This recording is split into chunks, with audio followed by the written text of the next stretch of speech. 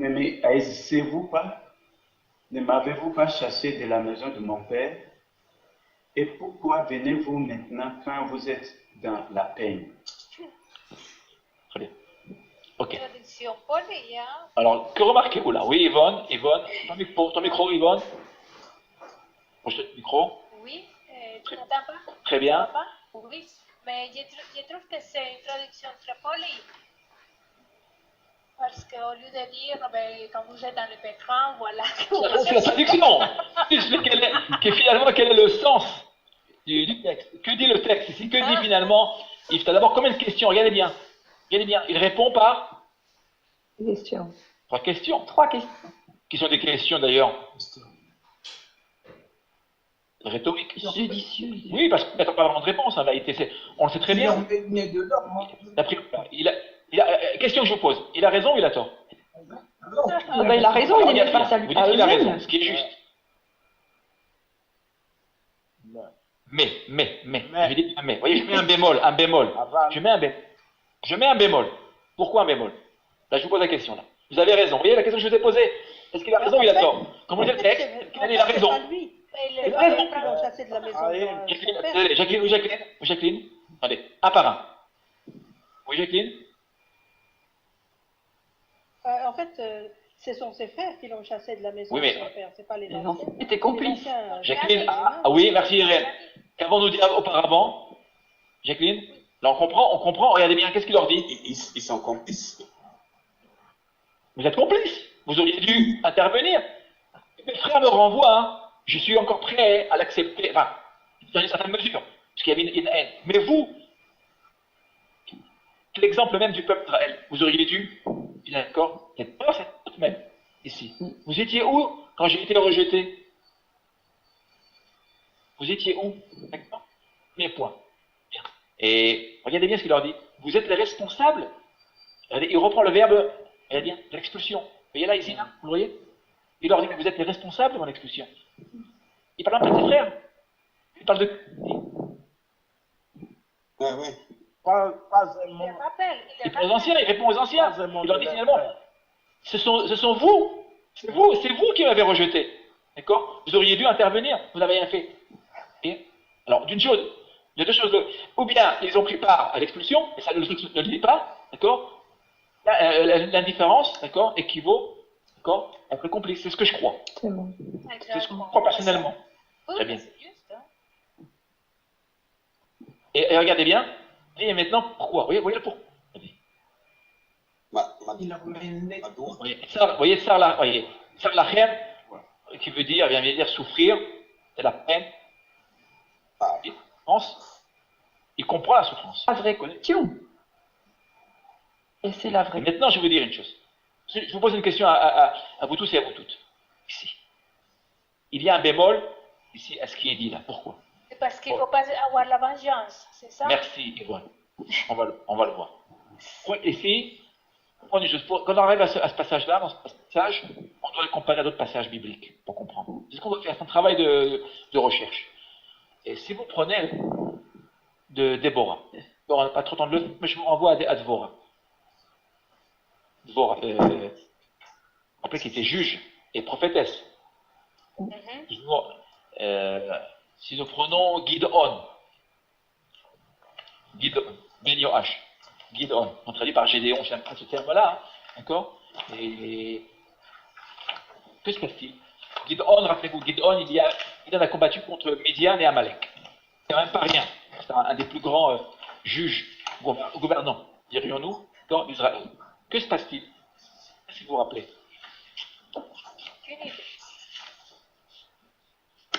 Il y a une différence entre quand ils vont en pas de conditions. Ils disent absolument rien. Et ils vont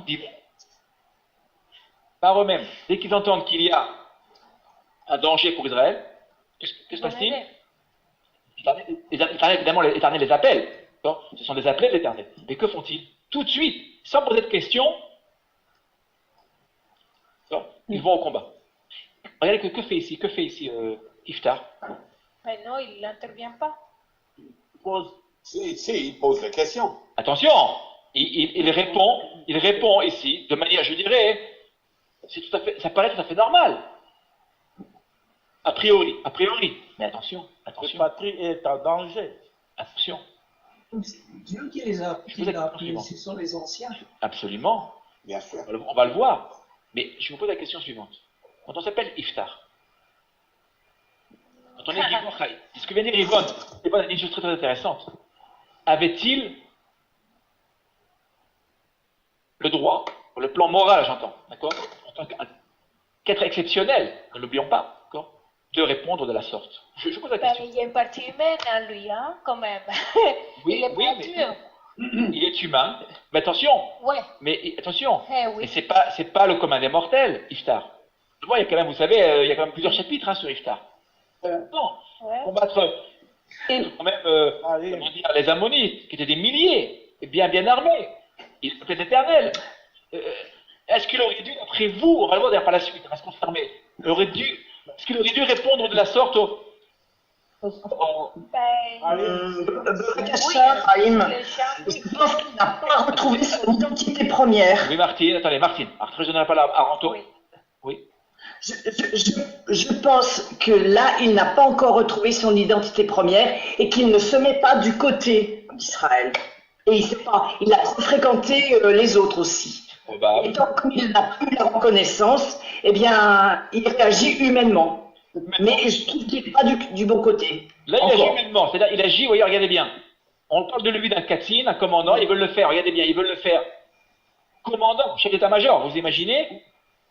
Ils reconnaissent ses facultés de dirigeant, de militaire, supérieur. Et là, que fait-il? Il répond, regardez bien, il répond comme un simple personne. Oui, simple fils d'Israël. Oui. Il répond là. J'ai aimé ce que tu disais, Yvonne, ici. Que fait-il là? Il renvoie, regardez bien, il renvoie la balle, voyez? Oui. Ça y est. Il avait les dents contre les anciens. On va voir, regardez bien là, on va découvrir l'orgueil, tout doucement, voyez, l'orgueil. C'est humain, hein? Probablement, il attendait ça, il attendait quelque part, peut-être aussi. Reconnaissance, oui. Rahim, Oui. Il attendait un moment. Attendez, Ranto voulait prendre la parole, oui. Ranto, excuse-moi, Michel. est-ce que tu ne penses pas un peu comme Joseph devant ses frères? On pourrait penser aussi que Joseph, quand se dévoile comme Joseph, Bien sûr. ne peut pas conduire peut-être ce peuple à la repentance. Alors justement, c'est très bien, mais Joseph, je renvoie la question. Pas eu une attitude. Au départ, quand il avait 17 ans, on le voit comme quelqu'un d'orgueilleux, il va tout répéter à son père, etc. Il recevra ses frères. Si, vous vous rappelez, c'est tout le contraire de Yves. Avec humilité, hein. Avec humilité, hein. Il leur dit, mais pas du tout. Le mal que vous m'avez fait, c'est pour le bien, il ne pose pas de questions, rien du tout. Il se soumet à ses frères, même d'une certaine manière. Alors que, vous vous rappelez, il est quand même le second de Pharaon, on pourrait dire même le premier, parce que Pharaon lui a donné les clés de l'Empire, en fait. Il ne pose pas de questions, il reçoit ses frères avec beaucoup d'humilité. Excusez-moi, Iftar, ici, c'est tout le contraire, ici. Regardez bien, que fait-il? D'une certaine manière, c'est bien. Voyez, que fait-il? Il sait qu'ils ont besoin de lui. Que fait-il par ces trois questions-là? Voyez, il y en a trois, pas une, ni deux, ni trois, ni deux. Trois, il y en a. Que fait-il? Il les fait attendre. Oui, c'est sa vengeance. Non, il est pique. Il les renvoie à leur mission. Oui. Il renvoie la balle. Écoutez, il leur dit, écoutez, vous avez besoin de moi? Non, je veux maintenant. Il épouse dans ses derniers retranchements. Vous voyez ce qu'il fait? Non plus honorable. Ce sont quand même des anciens d'Israël. Vous voyez? Pour ici, se découvre. Vous savez, les personnages se découvrent lorsqu'il y a des difficultés. Comme tout homme d'ailleurs. D'accord? Rahim, Les défis. Mais quelque Oui. part, Attendez, une par une, un par un, parce que sinon j'ai du mal à. En posant Oui. les questions de cette manière, en renvoyant la balle, Oui. n'est-ce pas une façon de ne pas dire non? Quelque part, il dit oui, je vais vous aider. Bernadette, un peu de patience. on verra la suite, hein, on verra la suite. D'accord. Ça répond à la question. Ranto voulait prendre la parole. Ranto. Sans, je pense, Ranto. Chaim, moi, Oui, je oui. peux prendre. Oui, bien sûr. Euh, Après Michel, on aura la parole à Michel après. qui c'est moi qui peut parler? Irène, après Michel. Ah ok, pardon. Oui, c'est drôle, mais quand j'ai lu ce texte-là, ça m'est pas du tout venu comme ça. Moi, je l'ai lu comme ça, en disant, je les mets devant leur fait, devant leur propre réalité qui était de la lâcheté. Mais je vais venir les aider parce que moi, je suis en Israël. Je le sens vraiment comme ça. Je le sens pas comme dans sa pensée quelque chose qui ne va pas aller, qui va en rester là. Il va aller les Tu as aider. raison. On sait déjà. Mais je te renvoie une question, Irène. Après, j'en aurai parlé à Michel. Pourquoi? Il y a un mot qui est très dur là. Le pourquoi? Pourquoi est très dur? Pourquoi? Non mais pourquoi? Non mais attention. Il ne s'agit pas d'un simple fils d'Israël. Ne l'oubliez pas. Il y a dans le texte biblique qui ont une exigence particulière, d'accord, à l'égard des grands personnages. Ici. Bon, je pose la question. Hein, c'est une question. Bon, évidemment, j'ai un point de vue, d'accord, qu'on peut développer, évidemment. Mais il y a quand même une simcha qui est relevée là. on vient de lui écoutez-moi. Cette simcha qui est relevée là. Ils sont dans le désastre. Qu'ils relèvent là. Il y a un désastre. Un instant, Daniel. Il y a un désastre. Ils sont ici dans une difficulté majeure. Ils risquent la destruction, d'accord. Et ici. Et que fait-il? Il leur rappelle, regardez bien. Au lieu de dire, mais tout de suite, et après de régler, si je puis dire, les comptes après la guerre, d'accord. Que fait-il auparavant? Et derrière, il leur dit, mais pourquoi vous m'avez. Est-ce que. C'est une question que je pose. Est-ce que ce qu'il fait est vraiment éthique? Il s'adresse aux anciens d'Israël. Est-ce qu'il n'aurait pas dû d'abord partir à la guerre? Quand il y a ici ce qu'on appelle en hébreu Matzaf Cheroum. Matzaf Cheroum, c'est-à-dire état d'urgence. En état d'urgence, on ne pose pas de questions. Même en Israël, on va d'abord à la guerre. Quand on revient, on règle les comptes. C'est ce que c'est. Je vous le dis. C'est ce que c'est. Ce texte-là, moi, ça me fait penser à la guerre du Liban, deuxième guerre du Liban. D'accord? Qui était vraiment une guerre vraiment désastreuse pour Israël. Il y a eu vraiment beaucoup de problèmes entre les généraux, la nourriture n'arrivait pas aux combattants, c'était vraiment très très grave. Beaucoup d'hommes sont morts d'ailleurs, de jeunes pour rien, d'accord, en Israël. Croyez-moi, au moment du combat, on va au combat, on ne discute pas. Après la guerre, il y a eu évidemment des commissions d'enquête, etc., etc. D'accord? Mais que fait là? Qu'est-ce qu'il fait? Il ouvre ici la commission d'enquête avant même d'avoir fait la guerre. Oui. S'il vous plaît. Attendez, Michel, je veux que Michel intervienne. Michel, après je. Et oui, en fait, je vais simplement dire qu'il a nourri tellement de rancœur en lui qu'il y a vraiment des barrières qui se sont. Il y a vraiment des barrières qui se sont mises, mais il y a cette barrière qui n'est pas cassée, effectivement, comme disait, il y a toute cette. Il a rompu le lien. Il a vraiment rompu le lien parce que s'il avait gardé comme Moïse, par exemple, ce côté filial, il n'y aurait pas eu ce questionnement, il n'y aurait pas eu parce que sa pensée va aller au-delà de sa situation personnelle. Voilà, je veux dire. Très bien. Oui, il faut aussi dire que il y a eu 40 ans de réflexion, alors qu'il n'y a qu'une seule année, hein. Oui, mais tout de même. Mais d'autant plus, voilà. Là, il s'inquiète de sa situation personnelle. Regardez bien. Oui. J'aime beaucoup ce que tu viens de dire et tu touches du doigt quel est le problème. Ici. Vous voyez? Et regardez ce qu'il dit. Sanatem oti. Vous voyez? Ici. Bet avi. Qui dit? Il a raison dans le plan objectif. C'est une réalité que nous avons couverte ensemble. Est-ce qu'il aurait dû, voyez, renvoyer ceci au statut d'Israël? Son problème, il en fait un problème personnel. Or, on parle ici d'un personnage charismatique qui est appelé par l'Éternel pour qui? Pour le collectif. Oui. C'est une question qu'on peut développer. Moi, à mon point de vue, je le crois, il n'aurait pas dû répondre de la sorte. Alors, le texte nous rapporte évidemment une réalité. Hein. Ce caractère qu'on voit d'ailleurs dans la suite. Hein, quand on va par la suite, on va le voir. Chaim. Oui. Attendez, alors, Yvonne et Manhattan, après. Oui, Yvonne. Ok.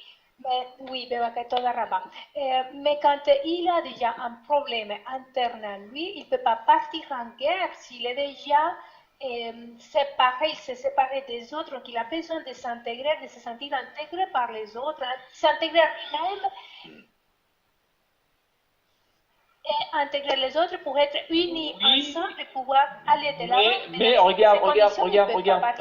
Donc, regarde la proposition qu'il lui donne. Regarde qu'il lui donne. Oui, comme commandant, d'accord. Mais que la confiance qu'ils peuvent avoir de qu'eux, ils vont vraiment agir avec lui, tu vois. Il est dans la division, il a vécu une séparation, il a vécu une rupture, donc il est choqué. Il y a une rancœur, une colère, mais regarde bien. Oui, mais en fait, un grand dirigeant doit s'élever au-delà de la colère et les personnels. Il aurait dû tout de suite. Vous savez, si vous prenez le texte de Déborah, je vous donne ces deux textes. Hein. On l'aura aussi avec le juge Ehud. Nous l'aurons aussi. Et ce sont des juges, des gouvernants qui vont tout de suite aller au combat sans poser de conditions, sans rien dire. D'accord? Au contraire, si vous prenez Déborah, parlez-vous de Déborah, que fait-elle? Elle entre au combat, et que dit-elle? Elle viendra faire des remontrances à tous ceux qui ne sont pas à la guerre, qui iront faire paître leurs moutons. Elle sera extrêmement critique, mais en faisant la guerre. Et c'est même elle qui permettra à Barak, voir les Barak, d'emporter la guerre. C'est-à-dire qu'elle va de l'avant. Là, que fait-il? Il parle de son propre problème. On n'a pas le temps. On doit s'il vous plaît. Oui, attendez un instant. Manhattan va prendre la parole, et après je reviens à toi, Laurent. Okay. Mais j'ai pas fini, attends, mais j'ai pas fini. Ah d'accord, j'ai pas fini. Mais juste une question. Alors lui, il a besoin de pardonner, mais pour pouvoir pardonner, il faut pouvoir dire qu'il y a un problème et parler avec les gens qui l'ont offensé et dire la chose pour ça. D'accord. Qu'il puisse ton commentaire est c'est le processus. Ton commentaire est tout à fait cohérent, tout à fait. Tout à fait. Manhattan, merci, c'est très très bien, je note. Une question peut-être hors contexte. On ne peut pas comparer ce texte ou son attitude dans le récit dans l'épisode de Kamsa et Bar Kamsa. Oui, mais c'est un peu différent là tu voulais se venger oui. Parce que les Kohanim étaient là, ils n'ont rien fait. Bon, lui. L'autre a gardé les dents. C'est juste. En règle générale, l'idée de responsabilité collective. Ça, nous l'avons dans le livre même de Lévitique, de l'Exode, toujours le collectif. On ne peut pas se séparer du collectif. Et là, je crois, enfin en tout cas, bon, vu quand j'ai lu le texte, regardez bien ce que nous avons là, regardez ce que nous avons. Je vais vous montrer quelque chose là. J'y reviens, regardez bien. Au petit, moi. Vous voyez, on va expulser moi, mon père, ici nous avons. Vous voyez, c'est toujours le i, vous voyez, et c'est moi. Voilà, ici. Exactement, c'est ce que je voulais dire. C'est juste, moi. C'est ça, là, ce qui est dit est juste, mais moi quand je lis le texte, en le comparant, bon, je le compare à d'autres textes, et je trouve que dans le texte, si on s'en tire cette comparaison avec les autres, c'est pas une attitude digne, mon point de vue, d'un grand, et de celui qui sera appelé à devenir commandant, parce qu'il deviendra commandant. Nous le verrons. Et il aurait dû tout de suite dire, mais bien sûr, d'accord, et faire, bien sûr, mettre à part, mettre de côté, évidemment, toute sa colère, sa rancœur, et à la limite, après la guerre, eh bien, aller voir les anciens, à la limite, si je puis dire, en aparté, et leur dire, écoutez, vous savez, mon devoir était de partir à la guerre, et finalement régler ses comptes, si je puis dire. Et là, regardez bien ce qu'il fait là. Il pose des conditions, vous voyez, il perd du temps, il leur rappelle leurs propres erreurs, mais c'est pas le moment. D'autant plus. Absolument. En fait, c'est un problème qu'on retrouve chez les juges. Parce que c'est un problème qu'on retrouve dans le livre des juges. Même avec Gédéon. Oui. Parce que, bon, il est parti, lui, sans faire de histoire. Et après ça, il y a un problème. Les micros, je vous en prie. Il y a du bruit. Il y a quelqu'un qui a un bruit. Beaucoup de bruit. Je vais fermer les micros, attendez. Voilà. Attendez. Voilà. Ouvre ton micro, Jacqueline, ouvre mon micro au fur et à mesure. Tu m'entends là? Tu m'entends? Je t'en prie. Oui, très bien. Voilà. En fait, je dis que c'est un problème qui s'est souvent retrouvé dans le livre des juges, même avec Gédéon, parce que effectivement, on voit que Gédéon, il a eu des victoires, bien qu'au début, il pensait qu'il était vraiment incapable de faire ce que Dieu lui demandait. Mais à la fin, il y a eu quand même une idole, il y a eu de l'idolâtrie sur sa personne. Attention, Jacqueline, attention. Nous avons dit qu'il n'y a aucun personnage qui soit parfait. Mais quand il s'agit d'aller à la guerre, si on s'en tient à ce point-là, Guidon ne pose pas de question. D'accord? Voilà. Il répond à l'appel. Voilà. Et ce qui n'est pas le cas de Iftar. Attendez, excusez-moi. Laurence, je vais prendre la parole. Laurence, on va prendre la parole. Laurence, excuse-moi. Après, on donnera la parole à Manhattan. On reviendra à Manhattan. Oui, Laurence. Laurence. Je suis en train de dire que votre analyse, bon, quand je suis bien, je voudrais quand même qu'on puisse tenir compte du contexte de la période des juges. Vous voyez que c'est une période où chacun faisait ce qu'il voulait. Maintenant, on voit que ici, il a été exclu. Il a été exclu. Ce sont eux qui l'ont exclu. Oui. Donc, lui, quelque part, c'est comme s'il avait perdu son identité. Oui. Maintenant, il va forger une identité. Je crois que si les gens se sont tournés vers les anciens se sont tournés vers lui, c'est parce qu'ils ont vu ces expériences, ces expéditions qu'il faisait avec ces vauriens qui se sont ralliés à lui. Laurence, tu as tout à fait raison. Laurence. Mais attention, il ne s'agit pas d'un simple personnage. Mais il ne le sait pas. Mais Chaim. Oui. Il s'agit d'un personnage particulier. Chaim. Attends, il y a ton micro qui ferme. Chaim. Ton micro, Chaim. Voilà. Et les micros sont ouverts. J'ai fermé mon micro, voilà. Merci. Chaim. Oui. Chaim, j'ai encore une question. Parce que si tu prends Joseph ou si tu prends des autres hommes, ils avaient un entourage à la maison qui était bon. Mais lui, il était un fils d'une sona, c'est dit. Alors, il était déjà exclu du premier moment.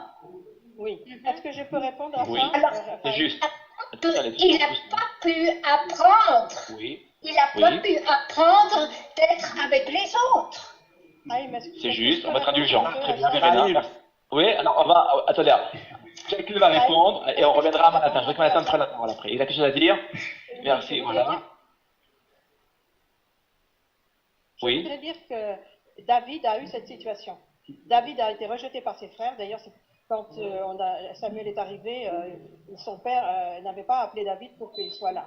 Oui. Donc, il avait été considéré aussi comme quelqu'un d'exclu. Et malgré tout, il savait son appel. Il connaissait son appel. Et quand il a été persécuté, il a été chassé, enfin, il a beaucoup souffert, mais il ne s'est jamais plaint des souffrances qu'il avait eues. Et il a accepté l'appel que Dieu avait mis sur sa vie. Et on voit, quand il est devenu roi, qu'ensuite il a pris des décisions donc, pour mettre les choses en ordre. Mais avant d'accéder au trône, il ne s'est jamais plaint. Il n'a jamais dit pauvre de moi. Hein, pourtant, il en a eu. Exactement. Parce que justement, les grands personnages. Il a même été moqué par ses frères quand il est allé les rencontrer au champ de bataille avec Shaoul. Ses frères se sont moqués de lui, ils l'ont raillé, ils l'ont rejeté. Ben voilà. Et avec Goliath, je veux dire un petit quelque chose, si je peux me permettre. Oui, attendez, je vais donner la parole à Manhattan, si vous me permettez, parce que Manhattan a oui. patiemment la Manhattan. Rapidement, Chaim, dans le mot Madoua, il n'avait pas besoin de poser des questions parce qu'il y a le mot reconnaissance. Ils ont reconnu toutes ses capacités, pourquoi il doit poser des questions? Donc, les anciens ont reconnu qui Oui, il était. ils ont reconnu qui il était en plus. Ils l'ont reconnu. Tu as raison. Dans Madoua, on a. Donc, pourquoi rajouter? C'est juste. Oui. Michel?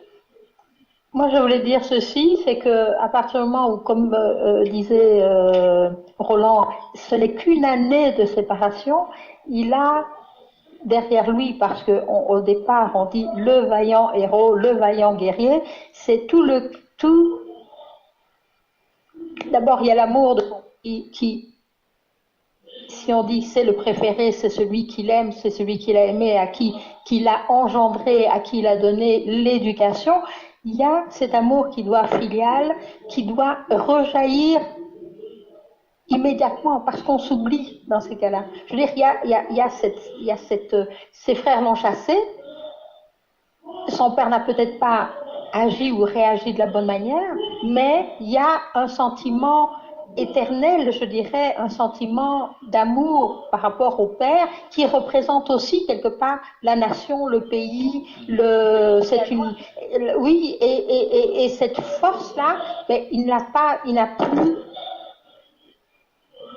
Alors que c'est très court, effectivement, mais peut-être que ce temps très court a peut-être fait grandir une rancœur vraiment très très forte. Moi, j'ai des exemples dans la famille. Non, c'est très drôle, c'est très drôle. Oui, c'est très humain. Et je vais dire, la personne qui a vécu ça, qui est aussi une aînée de famille, elle s'est séparée de tous ses frères, de toutes ses sœurs, sauf une ou deux, mais c'est pas eux qui l'ont rejeté, c'est elle qui a rejeté. Attention, il s'agit d'un personnage exceptionnel. Oui, tout à fait, mais je dirais, c'est fou, parce qu'il agit de manière humaine. Je veux dire, il ne reconnaît pas la grandeur de ce qu'on lui a donné. Voilà. Est-ce qu'il aurait dû se conduire de la sorte? C'est une question que je pose. Non. Je crois que non. Alors, on va continuer. Mais nous pouvons comprendre son humanité. Oui, bien sûr. Le texte nous parle de qui? D'un homme. Absolument. Tous ces personnages-là, justement, quel est l'intérêt du texte? C'est de nous dire qu'ils sont d'abord des hommes avant tout.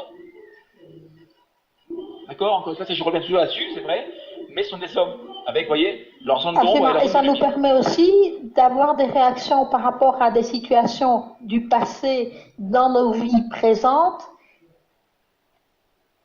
de manière autre, c'est-à-dire de manière plus empathique, plus humaine, de compréhension, de sagesse par rapport à la vie, parce que aux situations de vie, je parle. On va continuer si vous voulez bien, on va continuer. Justement. On va continuer. Mais quelle est la vocation que Dieu a sur ma vie? David connaissait la vocation de Dieu sur sa vie. Est-ce que lui, il était conscient que Dieu voulait l'utiliser? C'est la question qu'on s'est posée, qu'on peut se poser. On va avancer si vous le voulez bien. On va découvrir un peu plus Iftar. On va demander à Bernadette. Bernadette, tu peux nous dire la... j'ai grandi un petit peu l'image, voilà. On va continuer. Vayomer Ziknei Gilad El Iftar Laken Ata Shavnu Elera Vealaketa Imanu Venelerameta Bifnei Amon Veaita Lanu les roches, Gol, Yoshvé. Là, on a un cholam, là. Tu vois le cholam? Ah oui, Yoshvé, Giladad. Voilà. Les anciens de Gilad lui répondirent: c'est pour cela que nous sommes revenus vers toi, pour que tu ailles avec nous, que tu combattes les fils d'Ammon, et que tu sois notre chef, celui de tous les habitants de Gilad. Juge 11, verset. J'en suis le texte. Hein. Que remarquez-vous là? Les fils d'Israël vont répondre ici aux trois questions, vous voyez, si je puis dire rhétoriques, Finalement, il n'y a pas vraiment de réponse. On les connaît, les réponses. Ici. Que dit Les anciens sont humbles, là. Hein. Ils sont humbles. Oui, très bien. Oui, nous sommes d'accord, mais on le reconnaît, mais c'est pour cela que nous revenons à toi. Nous revenons à toi. On lit le verbe. Shavnu, qui vient du verbe. Quelle est la racine de ce verbe? Chou. Revenir. Revenir, le retour. Et il faut que tu vas. Chou. Souvent. Si je peux me permettre. Ils font le souvent. Vous imaginez, hein? Oui, mais il y a un bruit de fond. Oui. J'y peux rien. Hein, Il y a, non, Il y a quelqu'un qui. Il y a quelqu'un, voilà. Voilà le son. Voilà. Merci Yvonne. Voilà, je coupe. Voilà. On ouvrira au fur et à mesure. Vous voyez, chou. C'est le verbe de la teshuva, de la repentance, ici. Regardez, que se passe-t-il là? Que se passe-t-il? Et ils ont tellement, les anciens ont tellement besoin de lui, de Iftar, qu'ils sont prêts à se rabaisser et à reconnaître leur tort. Vous voyez? Regardez bien. Les anciens qui n'étaient pas très sympathiques au départ vont devenir plus sympathiques. Ils vont finalement faire ce retour. Vous voyez, ça, c'est quand même pas du tout évident. Hein, pas du tout évident. Par contre, on va le voir, le personnage d'Iftar qui nous paraissait sympathique au départ, Gibor Khaïl, je vous rappelle, va devenir moins. On va voir qu'il va y avoir on découvre le personnage ici, vous voyez? Ici. Il y a un retournement de situation.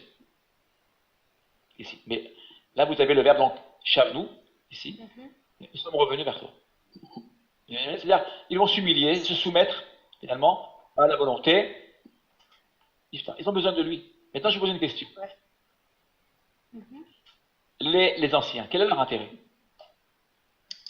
Vous avez remarqué, c'est pas le peuple qui est venu directement, ce sont les anciens. Alors, on peut dire que ce sont les représentants, d'accord, du peuple. Mais quelle est la menace qui pèse sur les anciens? C'est l'intérêt de la nation. La nation. Une guerre imminente, oui. Et puis, même de même. N'oubliez pas que... Oui, absolument, Daniel. N'oubliez pas qu'ils ont la mémoire. Hein.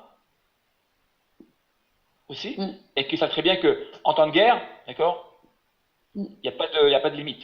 Ils seront probablement les premiers à disparaître. Voilà. Risque de retourner dans l'idolâtrie. Oui, oui, tout à fait, absolument. Ils le sont. N'oubliez pas que les Ammonites, les Ammon, ils apparaissent quand?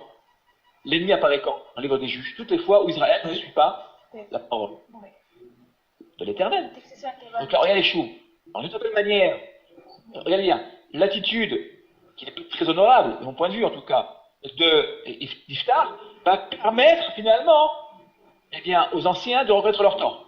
On aurait pu, regardez bien, on aurait pu s'arrêter là, et dire, ben voilà, finalement, bon, et les sages vont faire un retour vers l'Éternel, d'accord, à travers évidemment Iftar, mais regardez la suite. On va voir la suite. Les anciens, ils ont réussi à leur mission. Parce que ils ont ramené Iftar. Non, mais attention, Nathan. Le choix, avait-il le choix vraiment? Ah non, c'est un... Non. Oh non, non. La situation, c'est obligé. Voilà, l'Éternel a imposé cette situation. Ils ne sont pas venus avant la guerre, ils sont venus parce qu'il y avait la guerre, c'était trop facile. Ils voulaient venir avant la guerre. D'accord? Parce que la situation les obligeait finalement. Ils ne veulent pas aller,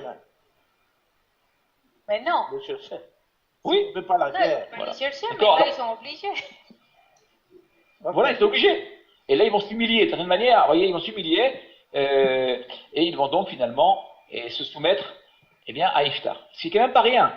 N'oubliez pas, Iftar n'est pas reconnu, il est exclu, il est avec des vauriens, on l'a oublié, et tout d'un coup, tous ces anciens, ces grandes têtes, ces sommités, doivent venir, quand c'était un groupe, hein, c'est pas un ancien, ce sont des anciens, ceux qui dirigent, ceux qui sont censés diriger la nation, en tout cas, enfin, non pas la nation, en tout cas, ici, ce groupe, parce que c'était...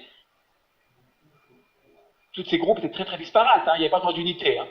À l'époque des Juifs, il n'y a pas d'unité. Il faudra attendre Shaoul et surtout David. Voilà. Et Shlomo. Il était considéré quand même comme un roi. Parce oui. On voit le mot Meller. Exact, justement. C'est la raison pour laquelle le mot chauffette, je l'ai bien dit, je reviens là-dessus, le mot chauffette, ce n'est pas juge, c'est gouvernant. C'est quoi? Gouvernant. Gouverneur ou gouvernant. Ok. D'accord. Mais pour l'instant, il ne l'est pas. Il ne l'est pas encore le héros. Pas encore. Non, pas encore. On le verra. Alors là, il y a une discussion, vous voyez, ici, c'est comme une pièce de théâtre.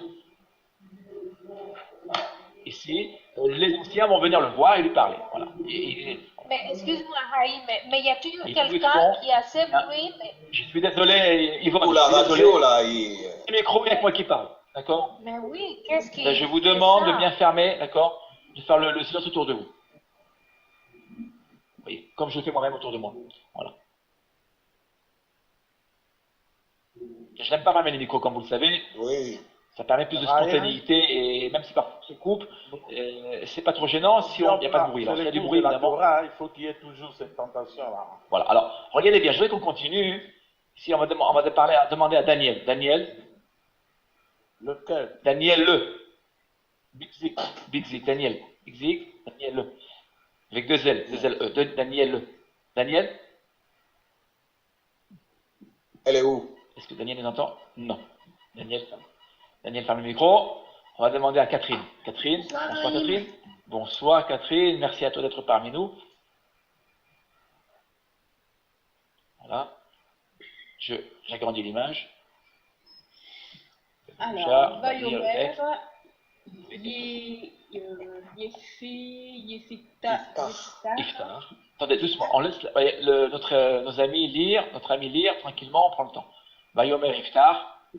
El Zekine Gilead Im Mesheibim Adem Oti Leilaem Bivinei Amon Binadan Adonai Otam Lefanai Anori. Laurence, c'est chez toi qui a le bruit.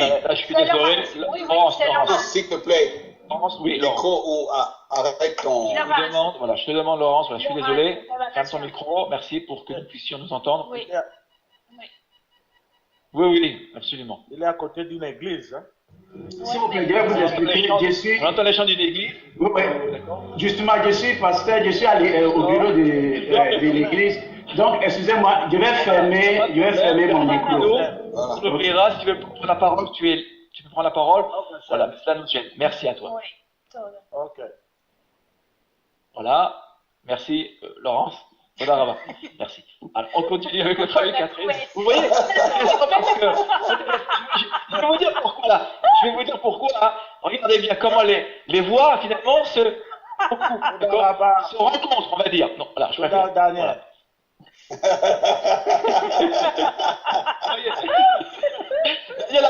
Voyons, on se repère.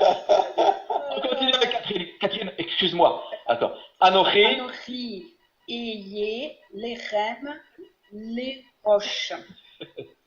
Lachem, les roches. Très bien. On traduit. Alors, Iftar dit aux anciens de Gilad, si vous me ramenez pour combattre les enfants d'Ammon et que l'Éternel les livre devant moi, moi serai-je votre chef.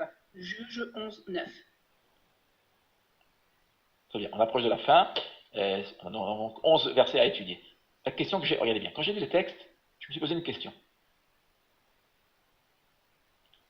S'agit-il ici d'une affirmation ou d'une question? En règle générale, je peux vous le dire, j'ai fait la recherche. Corrigez-moi si je me trompe.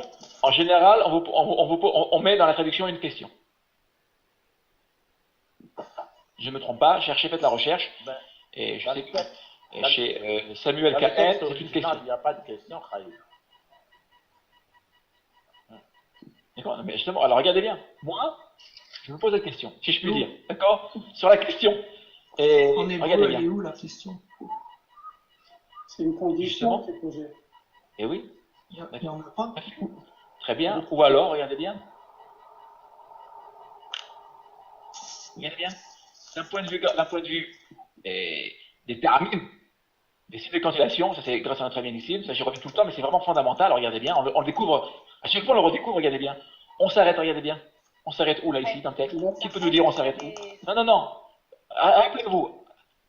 Attention. Pour la cantillation. Je rappelle. Un verset biblique est généralement divisé en deux, ce qu'on appelle la division binaire. Oui. On va le découper où, le verset? Les fana. Merci Yvonne. Nous avons quoi? Un petit, voilà. Un atnar. Merci Daniel. Atnar. Le atna équivaut à un point virgule. Ça, je le dis pour nos amis qui n'ont pas vraiment encore étudié les terramim. Terramim, c'est la 3e année chez Teacher. D'accord? C'est généralement, nous l'avions vu avec Verena. Est-ce que Verena est là, Verena? Oui, je suis là. Verena, en général, chez Teacher, avec Verena, si tu te rappelles, j'ai parlé avec le microphone fermé. L'unité 17. Voilà, ok. Tu te rappelles, avec Martine, nous l'avions vu, chez Teacher, c'était un cours. Moi, en général, on l'a vu, combien de cours on a fait sur les terramim? 2 ou 3. Ouais. 3 cours. 3 cours. D'accord, ça j'ai très bonne mémoire. D'accord. J'avoue que les terramim sont délaissés, alors qu'ils sont aussi importants que les voyelles, d'accord, et que évidemment que les points. On les oublie généralement. Eh bien, regardez bien ici. Si on s'en tient au terramim, aussi de cantillation, on peut très bien s'arrêter dans les fanailles. Ouais. On s'arrête à les fanailles, devant moi, et puis regardez la suite. On va lire ensemble. Anochi, regardez ce que je vais faire. Anochi, la roche. C'est moi. Et personne d'autre, sous-entendu, qui sera votre chef. C'est moi qui commence maintenant. C'est du volutif, ça. Alors, oui, alors c'est vrai que si vous vous en tenez à im, au im, ce serait une condition, d'accord? Mais on peut, si on s'en tient, attendez, là, j'ai du mal à m'entendre. Si on s'en tient au terramim,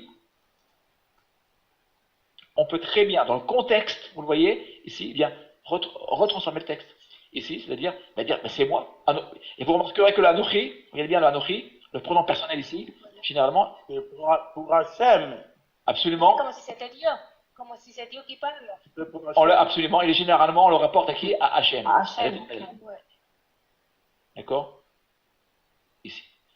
Voilà. Et donc, ça veut dire quoi? Regardez bien. L'orgueil, c'est pas une chose qu'on aime montrer. Mais le texte, regardez bien, tout doucement, regardez bien. Apparaît l'orgueil plus tard.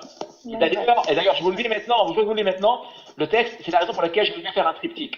J'ai pensé au début couper, ne faire que sur l'aveu, etc. D'accord? Ça ne répétait juste de ma part. Pourquoi? Car, regardez ce qui se passe. Nous verrons que,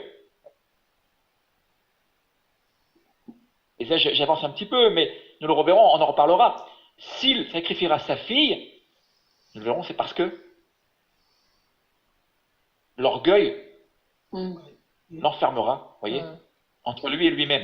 L'orgueil, c'est quoi? Justement, c'est le fait de ne pas écouter l'autre, d'être avec soi-même, nous le verrons d'ailleurs. Vous verrez des très très belles choses. Quand on lira la dernière partie, en fait, le vœu de Iftar.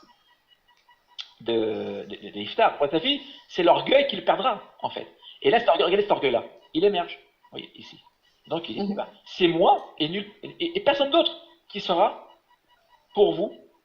D'ailleurs, la tradition du rabbinat est radicale. Hein. Elle dit, je veux. Oui, je veux rester. Oui, je veux rester. Comment c'est la tradition du rabbinat, Daniel, Irène? Je veux rester votre chef. Je veux rester votre chef. Vous voyez, c'est pas très loin de ce que je viens de vous dire. Plus loin encore. Je pousse. Je suis vraiment extrême ici.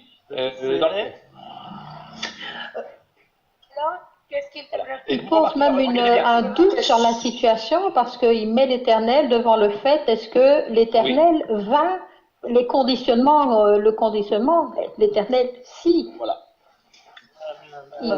Voilà. Voilà, exactement.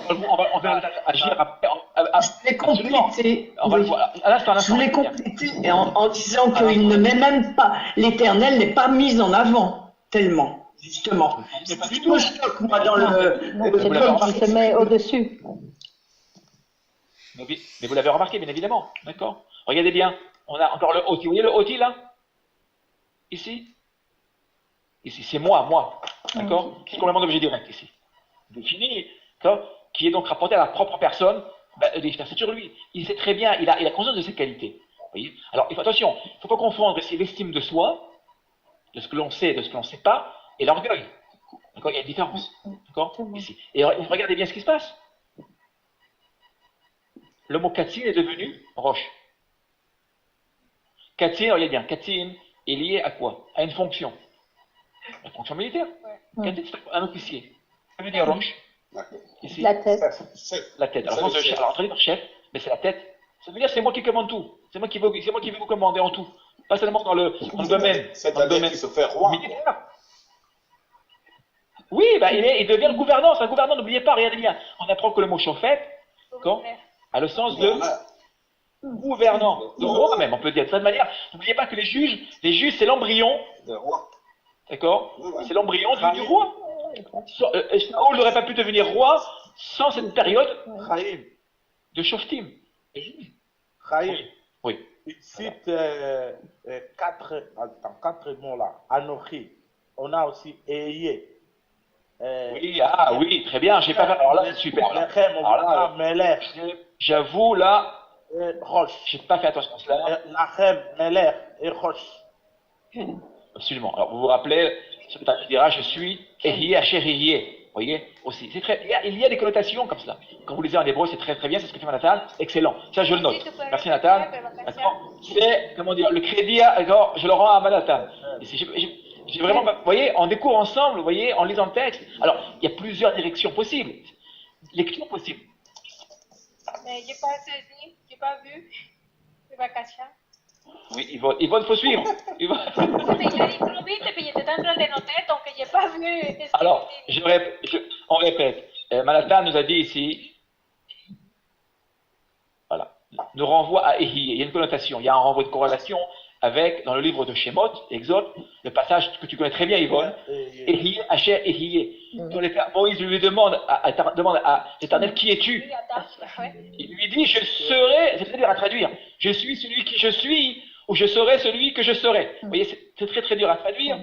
Et d'ailleurs, on en fera d'ailleurs un webinaire au moment opportun. C'est un texte très très compliqué d'ailleurs. Et regardez bien là.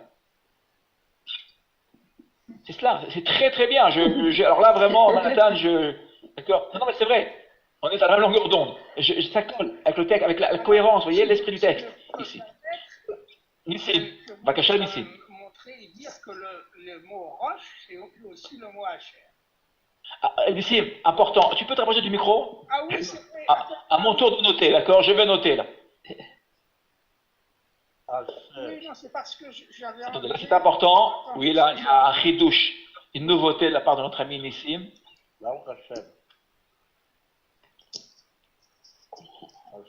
Je suis impatient. Alors donc j'étais en train de reprendre l'option complète de Eryé, Hacher, Eryé, pour dire que le mot roche a les mêmes lettres que le mot Hacher. Oui, tout à fait. Ouais. Superbe. Waouh. Alors là, c'est génial. Je suis dans le micro. Je voudrais dire et faire différence entre Annie et Anochi, qui sont tous les deux pour Dieu naturellement, mais à 2 degrés différents. Oui. Annie, ce serait Malchut, qui est le dernier niveau le plus bas, mais Anochi, c'est celui de Bina qui est au-dessus et qui est spécifique, qui est avec Ehyé, qui est avec Roche. Excellent. Vous voyez, là, c'est une découverte totale pour moi. Vous voyez, ça, je le note. C'est incroyable. Vous voyez comment ensemble, vous voyez, avec l'esprit qui traverse notre étude, incroyable. Incroyable. Alors là, ça, je l'apprends. Merci infiniment à vous. Non, mais vous voyez, je m'enrichis là, ce soir. Super. Merci à vous. Et vous voyez, tout cela, tout ce qu'on vient de dire, on ne l'a pas du tout en français. Vous aurez généralement. Vous aurez, bon, ça passe. Vous voyez, ça passe. Ici, généralement, on a une question et on passe au verset qui suit. Mais pas du tout. Il y a toute une psychologie. Il y a une intention qui est cachée. Le texte ici nous révèle l'intention. Mais à nous de faire le travail, vous voyez. Et quand on est ensemble, eh c'est beaucoup plus facile. Et une fois, bon, on n'est pas toujours d'accord, mais c'est très bien. Et on s'enrichit mutuellement. Sinon, c'est super.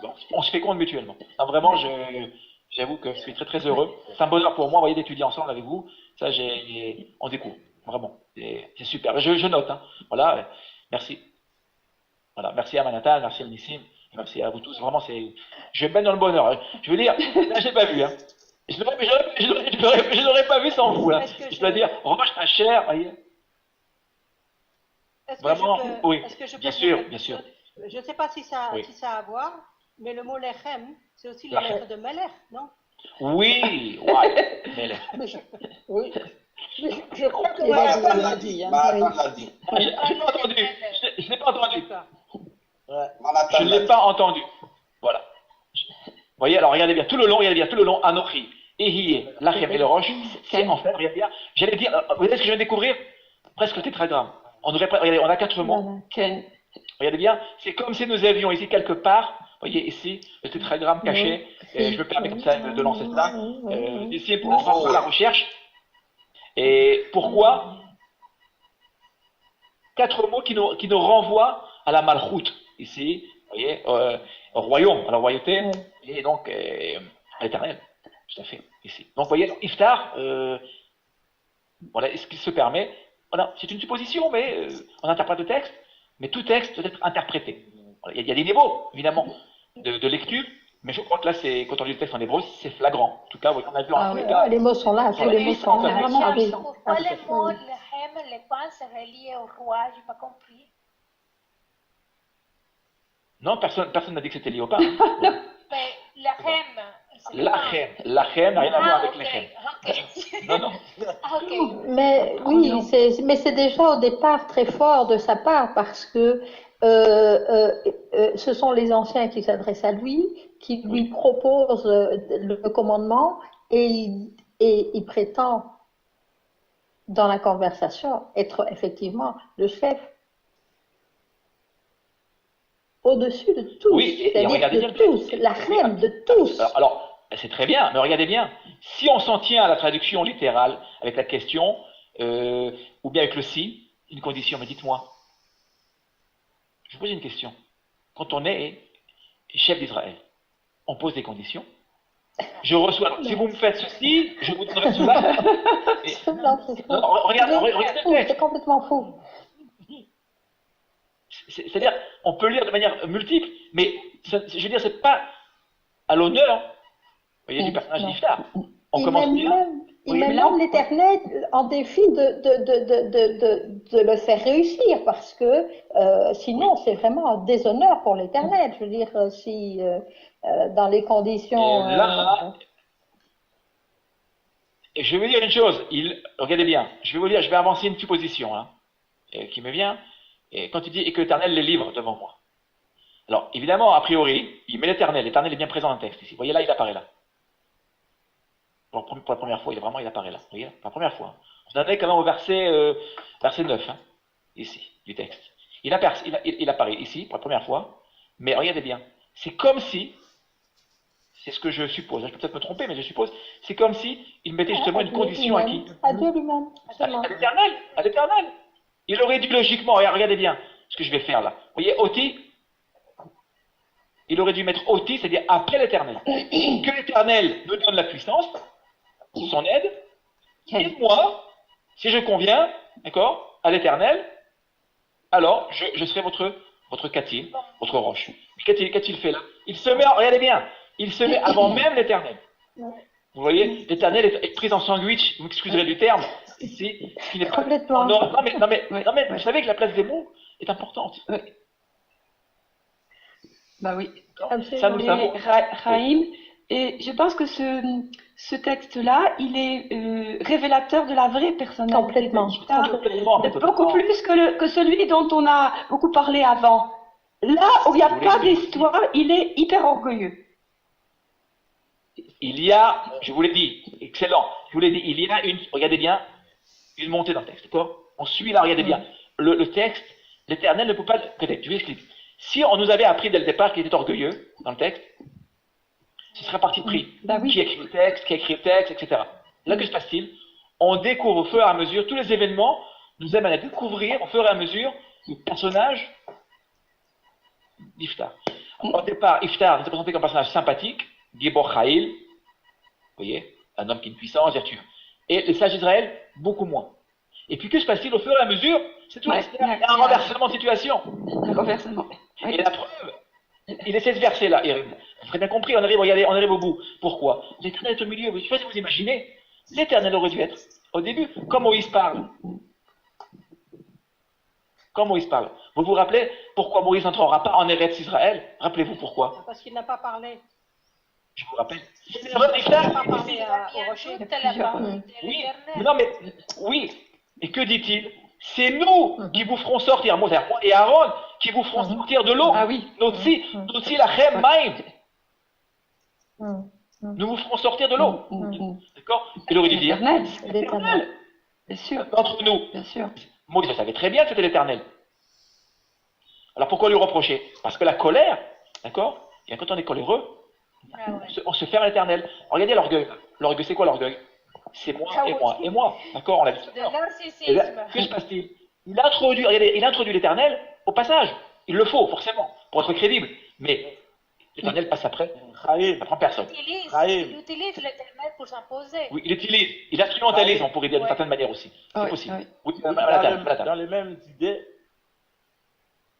Oti aussi, il voulait dire, c'est pas l'Éternel qui sera votre signe, c'est moi. Aussi, probablement. Vous voyez, alors, le personnage, rien, vous voyez, ce que je voudrais vous montrer, rien n'est simple, c'est complexe, parce que rien n'est blanc, rien n'est noir, rien, vous voyez, on est, je veux dire, il y a des zones comme ça, vous voyez, sombres, et en même temps des zones de lumière. Vous voyez, donc l'analyse est complexe, parce que le personnage n'est pas un personnage manichéen, comme aucun personnage biblique. Donc il faut étudier le texte, vous voyez, prendre le temps et analyser le texte, et en hébreu bien évidemment, parce qu'en français, quand on traduit, on vous donnera une version, vous voyez, figée du personnage. Moi quand j'ai le en français, je ne comprends pas le texte, je vous le dis tout de suite. Voilà, exactement. Eux, pour le coup, ils jugent vraiment, ils ne gouvernent pas. Eux, ils jugent les traducteurs. Ils jugent à leur manière avec des points d'interrogation quand il n'y en a pas. C'est une vision. Cathy, je vois que Cathy est parmi nous. Interprétation. Absolument. Cathy Bevakasha, bonsoir Cathy. Est-ce que Cathy nous entend? Non. On va donner la parole à notre ami Thierry. Thierry, bonsoir Thierry, merci à toi d'être parmi nous. Thierry qui est toujours fidèle, vraiment un ancien étudiant, vraiment merci infiniment d'être parmi nous. Ça me touche beaucoup de vous retrouver toujours tous les 15 jours, c'est toujours trop court. Bevakasha, Thierry en français, si tu veux le français. Répondirent à Ishvat que l'Éternel soit arbitre entre nous si nous ne faisons pas ainsi que tu dis. Juge 11:10. Voilà. Je vais le dire en hébreu. Vayomeru zikne Gilad el Iftah. Adonai ihye shomea benotenu imlon chidvarecha ken naase. Juste une remarque, vous voyez ce que je vous ai fait là, je vous ai facilité le travail dans le PowerPoint. Pourquoi? À chaque fois, autant que faire se peut, lorsqu'il y a un atnar, vous voyez ce que je fais? Je divise le verset en deux. Regardez bien, je le fais à peu près pour... Je mets beaucoup de place alors, pour que ce soit visible aussi, mais je m'efforce de diviser et d'avoir la correspondance en français. Vous voyez? Là vous avez 4 lignes alors qu'il s'agit bien d'une division binaire, bien évidemment. Mais vous voyez, la division binaire est ici. Hein.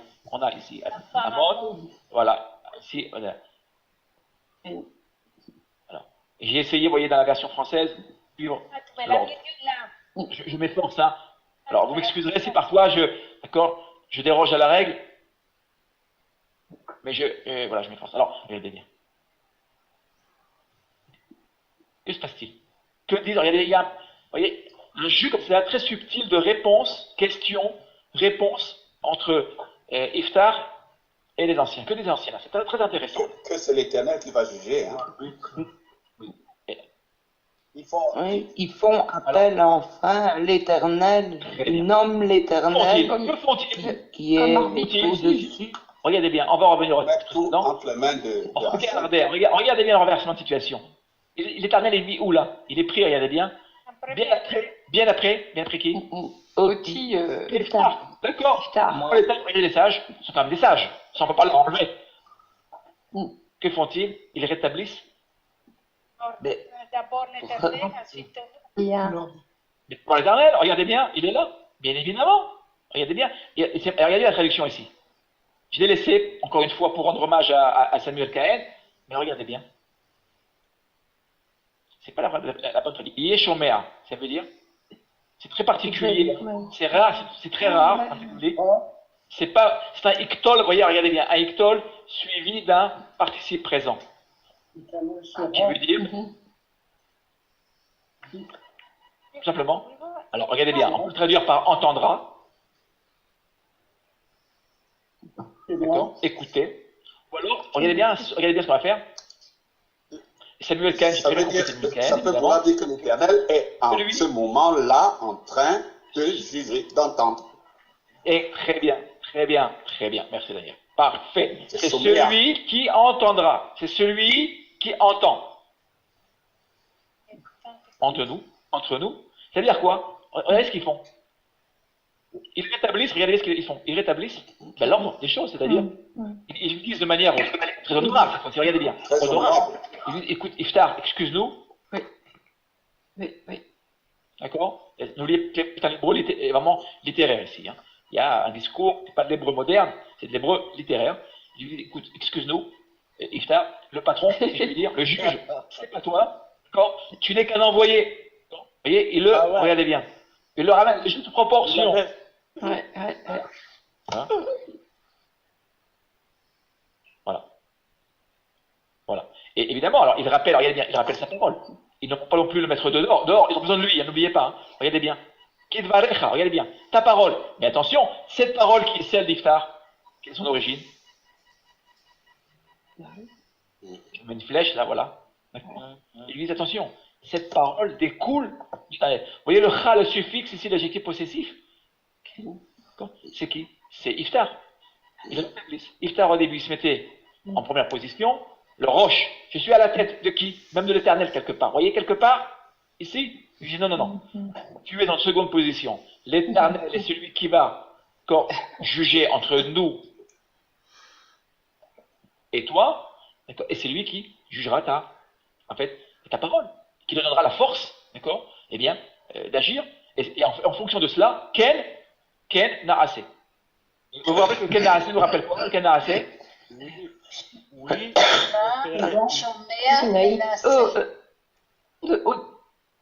On donne de la Torah. Très bien, merci à vous, à Verena, merci à vous. Naasé Nishma.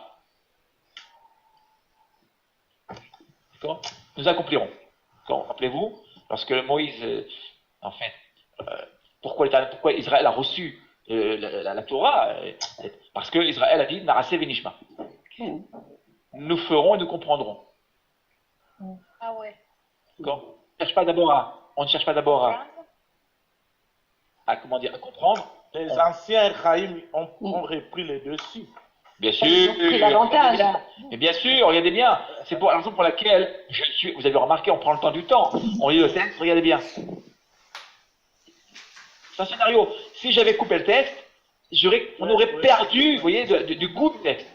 Vous voyez, ce serait un texte refabriqué. Je voudrais qu'ensemble, on aille jusqu'au bout du raisonnement. Et on va finir ici. Alors, on va lire ensemble. Oui, je voudrais qu'on continue. Oui, Vakasha. Ils ont vraiment compris, je trouve, les anciens. Bien sûr, il faut rendre honneur aux anciens. Vous voyez, rien n'est simple. On ne peut pas juger, dire, ils sont ceci ou ils sont cela. Ils sont ceci et aussi cela. Vous le voyez? C'est nous, c'est l'homme. Il n'y a pas d'homme totalement parfait ou imparfait. Vous voyez, c'est complexe. Voilà. On va lire, si vous voulez bien, je voudrais qu'on lise notre dernier verset de ce soir. Ensemble. Bevakasha.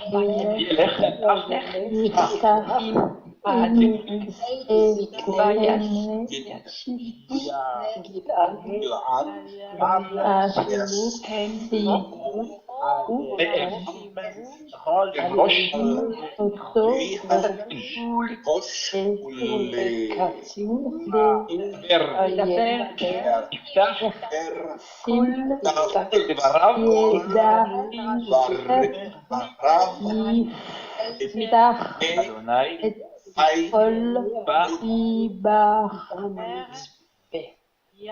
Mitzpah. Mitzpah. Iftar.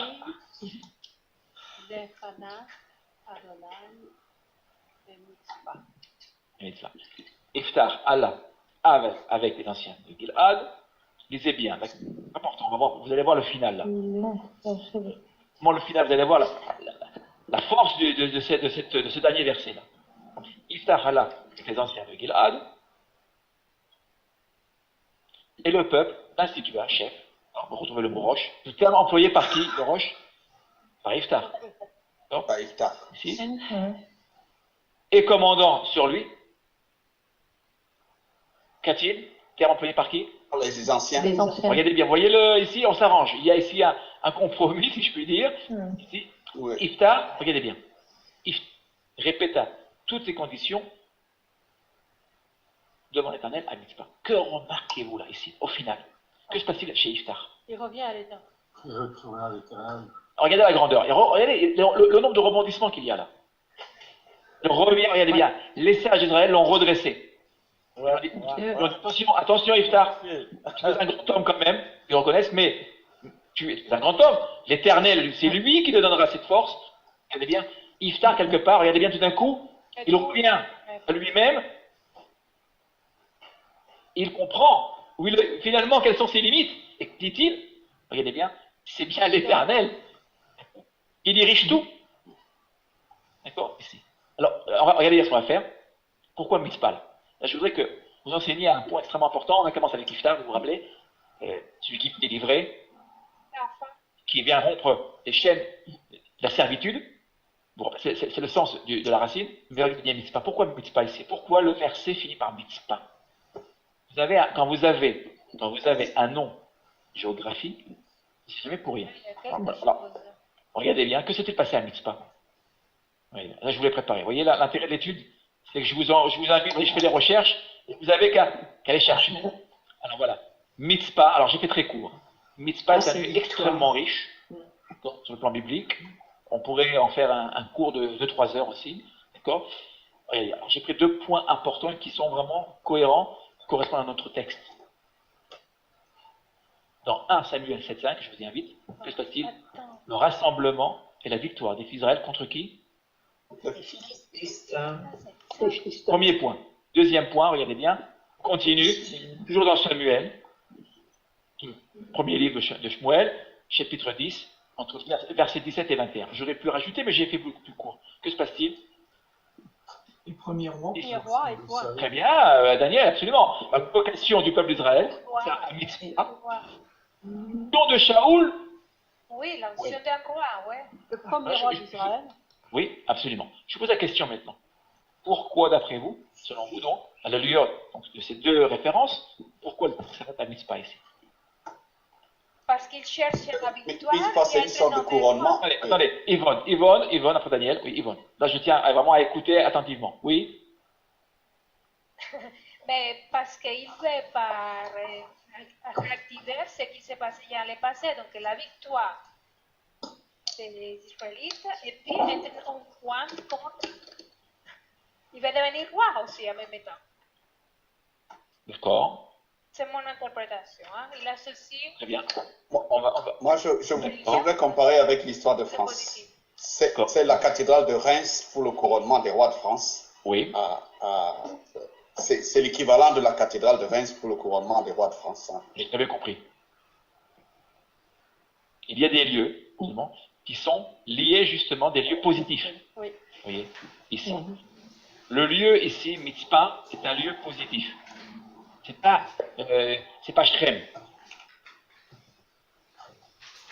Vous prenez Shrem, qui me vient avec ça. Shrem, rappelez-vous Shrem. Shrem, qui est rendu d'ailleurs le nom arabe pour la pelouse. D'accord? Qu'on appelle en français la pelouse. D'accord? On appelle la pelouse, on aime l'appeler Shrem, l'épaule. D'accord?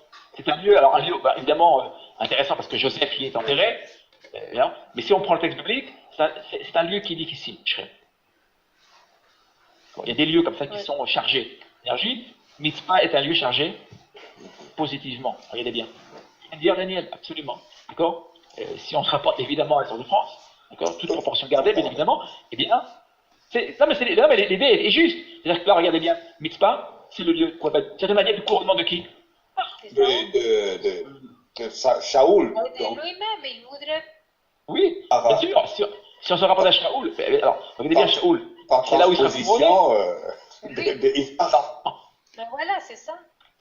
Maintenant, je vous pose une question. On va aller plus loin maintenant. Regardez, je vais aller encore plus loin avec vous. Là, je suis vraiment exigeant avec vous. Pourquoi Mitzpah? Quelle est la raison de Mitzpah?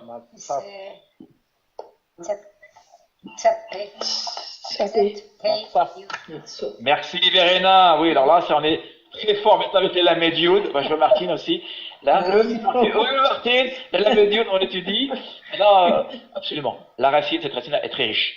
Elle a au moins deux sens. Deux sens, cette racine. Elle veut dire voir. Voilà. D'accord? Litzpot. Litzpot, en hébreu, litzpot, au Pa'al. Litzpot, un itzofé. Sofé, ça veut dire je regarde. Mais attention, dans quel sens? Dans le sens d'un espoir. Je regarde au loin, vous voyez? Parce que le mot litzapot au piel, c'est le même verbe. On aura litzpot au Pa'al, qui veut dire regarder, observer, scruter. Et litzapot, c'est quoi litzapot? Un imetzapé. Un imetzapé, Michel. Montrer. Non. Irène, non, Verena. Letzapot, Irène, Verena, Letzapot, j'ai oublié chez Anachim. Letzapot. Moi j'ai oublié. Letzapot, c'est espérer. Attendre d'eux. Ni Letzapé, chez un student, chez lui, il met deux ivris. J'espère, j'attends de mes étudiants qu'ils comprennent le mot et la grammaire biblique. D'accord, vous voyez? Voilà. Et bien, regardez bien. Mitzpah.